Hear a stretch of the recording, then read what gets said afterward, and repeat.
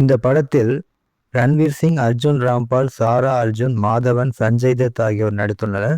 ஆதித்யா தர் இந்த படத்தை இயக்கியுள்ளார். இந்த படத்தின் முதல் பாகம் வெளியாகி நல்ல வரவேற்பை பெற்றுள்ள நிலையில் இப்பொழுது இந்த படத்தின் 2ஆம் பாகம் வெளியாகியுள்ளது.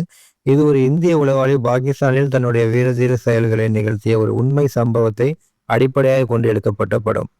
சில கொலை காட்சிகள் மிகவும் கொடூரமாக எடுக்கப்படுவதால் சென்சார் போர்டு பல காட்சிகளை கட் செய்துள்ளது. இருப்பினும் தலையை வெட்டி ஃபுட்பால் ஆடுவது, கண்ணில் துப்பாக்கியை வைத்து சுடுவது என்று சில கொடூர கொலை காட்சிகளை வெட்டவில்லை.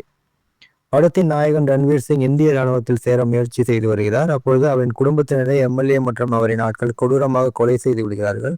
அவரின் சகோதரியை கடத்தி வருகின்றனர். இதற்கு பழி தீர்க்கும் விதமாக கடத்தி போனவர்களை கொடூரமாக கொலை செய்து சகோதரியை மீட்கிறார் ரன்வீர் சிங்.